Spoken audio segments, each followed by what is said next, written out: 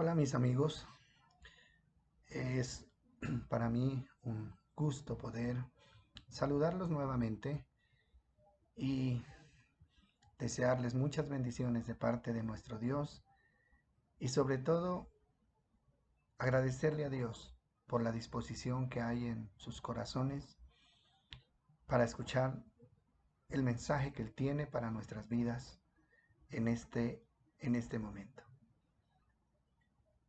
Y quisiera que continuáramos meditando sobre este tema tan importante acerca de la verdadera identidad como hijos de Dios.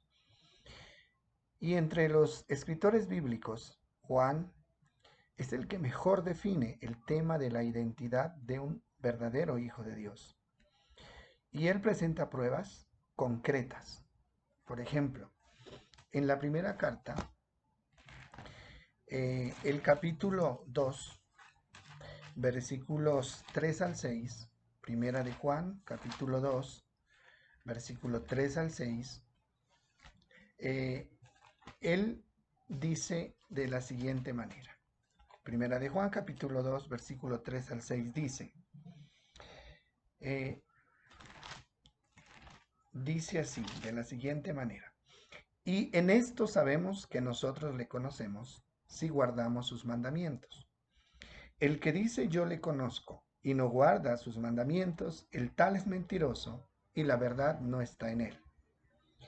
Pero el que guarda su palabra, en este verdaderamente el amor de Dios se ha perfeccionado. Por esto sabemos que estamos en él. Y dice el versículo 6, el que dice que permanece en él debe andar como él anduvo. La doctrina que predica el apóstol Juan no es teórica, sino práctica, y tiene como base principal el amor hacia Dios y hacia nuestro prójimo. Y él le da tanta importancia al amor que afirma que el que no ama no ha conocido a Dios, porque Dios es amor. En los textos que acabamos de leer, encontramos dos características que identifican a un verdadero hijo de Dios. Y podemos mirarlo de esta manera. ¿Cómo saber si conocemos de verdad a Dios? Aquí se habla de conocer a Dios. ¿Cómo saber si conocemos verdaderamente a Dios? En lo personal, siempre me ha preocupado la manera tan liviana con la que se maneja este tema. El tema del conocimiento de Dios. Mucha gente está convencida de que conoce a Dios, pero en realidad muy pocos conocen a Dios en el nivel que debe conocerlo sus hijos. Lo que la mayoría conocen es la historia de Dios, lo que alguien les contó de Él o lo que han leído de Dios. El conocimiento de Dios es real y es algo que va más allá de lo que dice la historia o más allá de las referencias personales que pudieran habernos dado de Él. El conocimiento de Dios tiene que ver con una relación personal e individual que nos permite conocerlo a Él en un nivel más íntimo. Jeremías capítulo 9, versículo 23 al 24. Me gustaría que leyéramos este pasaje de Jeremías capítulo 9, versículo 23 y 24. Y él dice de la siguiente manera: así dijo Jehová, no se alabe el sabio en su sabiduría, ni en su valentía se alabe el valiente, ni el rico se alabe en sus riquezas. Mas alábese en esto el que hubiere de alabarse, en entenderme y conocerme, que yo soy Jehová, que hago misericordia, juicio y justicia en la tierra, porque estas cosas quiero, dice el Señor. Él dice, si alguien puede alabarse de algo, sentirse satisfecho de algo, que lo haga por la seguridad de que me conoce. Pero aquí dice conocerme y entenderme. Son dos cosas totalmente diferentes. El que conoce a Dios de verdad lo entiende. Entiende su mensaje, entiende su propósito, entiende su voluntad. El que no conoce a Dios no entiende. No entiende su palabra, no entiende su mensaje, no entiende absolutamente nada. O sea, a Dios no solamente hay que conocerlo, también necesitamos entenderlo. Un conocimiento de Dios, el conocimiento de Dios, debe ser un conocimiento que no se limita solo a lo intelectual o simplemente a saber que Él existe. Debe ser un conocimiento experimental y práctico. Cuando el conocimiento se da a este nivel, surge algo que lo certifica y que de ninguna manera se puede omitir, y es la obediencia a sus mandamientos. Recuerda lo que dice Juan: el que dice que me conoce o que le conoce y no guarda sus mandamientos, el tal es mentiroso y la verdad no está en él. Obediencia a sus mandamientos es la mejor prueba de que conocemos verdaderamente a nuestro Dios. El conocer a Dios va de la mano con la obediencia. Cuando hay conocimiento y obediencia, el amor se ha perfeccionado. El amor de Dios y la obediencia de sus hijos constituyen la relación perfecta. Eso es lo que nosotros entendemos de lo que dice el apóstol Juan. El amor, el conocimiento y la obediencia constituyen la relación perfecta. Es lo que Dios espera de sus hijos para poder establecer una relación perfecta. En 2 Corintios 10:5, nosotros encontramos que el apóstol Pablo, hablando a la iglesia de los Corintios, él le hace una advertencia que es muy seria y que nosotros deberíamos tenerla en cuenta. Dice el versículo 5: derribando argumentos y toda altivez que se levanta contra el conocimiento de Dios y llevando cautivo todo pensamiento a la obediencia a Cristo. Mire, hay una situación, y es que una de las tareas de Satanás es limitar el conocimiento de Dios, es obstaculizar el conocimiento de Dios. A él no le interesa que usted lo conozca de una manera personal. Él lo que quiere es que usted se conforme con conocer la historia del nacimiento, del ministerio, de la muerte y de la crucifixión. Eso todo el mundo lo conoce, porque es el conocimiento personal el que puede traer a su vida victoria, paz y tranquilidad. Y lo más importante es la salvación. Y en la segunda carta de Corintios, ahí mismo en el capítulo 4, hace una advertencia similar el apóstol Pablo. 4:1 dice así: por lo cual, teniendo nosotros este ministerio, según la misericordia que hemos recibido, no desmayamos. Antes bien, renunciando al oculto y vergonzoso, no andando con astucia ni adulterando la palabra de Dios, sino por la manifestación de la verdad, recomendándonos a toda conciencia humana delante de Dios. Pero si nuestro evangelio está aún encubierto, entre los que se pierden está encubierto, en los cuales el Dios de este siglo cegó el entendimiento de los incrédulos para que no les resplandezca la luz del evangelio de la gloria de Cristo, el cual es la imagen de Dios. Dice, el Dios de este siglo cegó el entendimiento de los incrédulos para que no les resplandezca la luz del evangelio. Decíamos que una de las tareas de Satanás es cegar, es limitar el conocimiento de Dios. Una persona que no conoce a Dios de una manera personal es alguien que no lo puede amar, porque a Dios se lo ama cuando se lo conoce. Esa es la realidad. El apóstol trata de hacernos entender que no todos entienden la gloria del Evangelio de Cristo. El conocimiento del verdadero Evangelio está encubierto para algunos. Estos son los que se van a perder. Y nosotros podemos pensar que se trata de los inconversos, pero no. Él le está escribiendo a una iglesia que dice que cree en Cristo, pero que ignora la gloria del Evangelio. ¿Por qué? Porque Satanás cegó el entendimiento para que no les resplandezca la luz del Evangelio. El Evangelio no se puede comprender si no se conoce a Cristo de una forma personal. Nunca se le olvide eso. Usted recordará la historia del apóstol Pablo.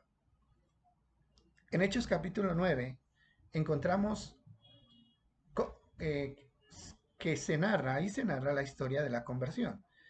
Y dice que Pablo iba de Jerusalén a Damasco.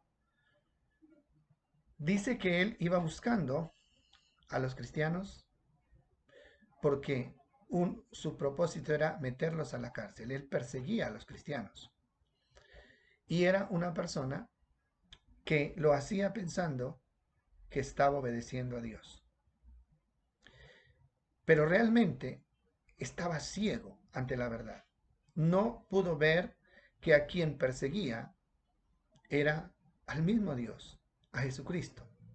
Por eso cuando Jesús se le aparece en esta trayectoria de Jerusalén a Damasco, lo que Jesús le pregunta es: Saulo, Saulo, ¿por qué me persigues? ¿Por qué me persigues? Yo soy Jesús, a quien tú persigues. Mire usted, o sea, el trabajo que hace Satanás. El trabajo que hace Satanás no niega, o sea, no lleva a las personas a negar a Dios, ni a volverse ateos, ni a renegar de Dios. Simplemente les permite tener un conocimiento limitado de quién es Dios. Los lleva a un estado de conformismo, con un conocimiento histórico simplemente, pero no personal. Cuando Pablo, siendo Saulo, aún conoce a Cristo y se encuentra de una manera personal con Cristo, es cuando él entiende que realmente está persiguiendo al mismo Dios. Y más adelante, cuando él da testimonio de su conversión, dice que todas las cosas fueron como basura después de que él conoció a Jesucristo. El que dice que está en Cristo, dice Primera de Juan, capítulo 2, versículo 6, el que dice que está en Cristo debe andar como él andó. ¿Qué es estar en Cristo? Estar en Cristo es más que creer en él. Estar en Cristo es permanecer unido a él. Y vamos a mirar lo que dice Juan en el Evangelio. En el capítulo 15 encontramos una analogía muy interesante. Juan capítulo 15, el Evangelio, vamos a leer el versículo, en el versículo 4. Juan 15, 4. Permaneced en mí y yo en vosotros. Como el pámpano no puede llevar fruto por sí mismo si no permanece en la vid, así tampoco vosotros si no permanecéis en mí. Y dice el versículo 5, yo soy la vid, vosotros los pámpanos o las ramas. El que permanece en mí y yo en él, este lleva mucho fruto, porque separados de mí, ¿qué dice? Nada pueden hacer. Ahora, eso es estar en Cristo. Estar en Cristo es estar unido a Él como la rama está unida al tronco, alimentándose de su savia. Y es la única manera de llevar buen fruto. Solo podemos llevar un fruto excelente, el fruto que Dios espera, cuando hay una dependencia total de Jesucristo. Tomemos la analogía que Juan presenta en este capítulo y podemos descubrir una verdad preocupante. Hay ramas que están unidas al tronco, que hacen parte del árbol, pero que están secas. Esto puede durar un tiempo, haciendo parte del árbol. Esta rama dura tiempo haciendo parte de este árbol, pero tarde o temprano se desprende y desaparece. Esa es la realidad. Nosotros estamos familiarizados con el campo y sabemos que eso es verdad. Usted puede observar un árbol. Generalmente los árboles tienen ramas verdes y ramas secas. ¿Qué pasó? ¿Por qué las ramas se secan, aunque hacen parte del árbol? Es porque en alguna parte el flujo de la savia se interrumpió y eso provocó la muerte de la rama. ¿Cuál es la aplicación en el sentido espiritual? Muchas personas hacen parte de un grupo cristiano, entre comillas, son reconocidos por pertenecer a la iglesia, pero no hay fruto, o por lo menos no hay el fruto que Dios espera. ¿Por qué? Porque no hay comunión directa y real con Dios. Porque el conocimiento de Dios es un conocimiento superficial, un conocimiento intelectual, que no depende de una relación, de un encuentro y una relación personal con Cristo. Por alguna razón, la conexión se rompió y aunque sigue siendo parte del cuerpo o del árbol o del grupo, no hay vida espiritual. Ramas secas que terminarán desprendiéndose tarde o temprano. Dice Mateo capítulo 15. Dice, toda rama o toda planta que no plantó mi Padre será desarraigada. Hay muchas enseñanzas de Jesús acerca de la necesidad de permanecer unidos a Cristo para poder presentar el fruto que Él espera. Y no solamente Jesús lo enseñó, también Juan el Bautista, en Lucas capítulo 3, si usted quiere confirmarlo más adelante, dice que él salió a predicar y muchos iban para ser bautizados por él en el Jordán. Y él, volviéndose, les decía, generación de víboras, ¿quién les enseñó a huir de la ira venidera? Hagan frutos dignos de arrepentimiento y no comiencen a decir dentro de ustedes, hijos de Abraham somos. Frutos dignos de arrepentimiento. Alguien le preguntó, ¿y qué haremos? Bueno, ¿cuáles son esos frutos de los que nos estás hablando? Y dice, el que no tiene, perdón, el que tiene, dice, una túnica o dos túnicas, dele una al que no tiene. El que tiene comida, comparta con el que no tiene. No extorsionen, no abusen, no sean injustos. Ese es el fruto que Dios espera. Y eso es lo que Dios siempre ha demandado. O sea, no tiene nada que ver con prácticas religiosas. Tiene que ver con una conducta que muestre el amor hacia Dios y el amor hacia nuestro prójimo.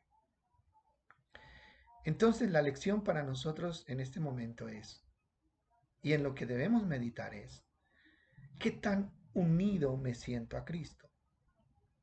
¿Qué tan pegado estoy a Él?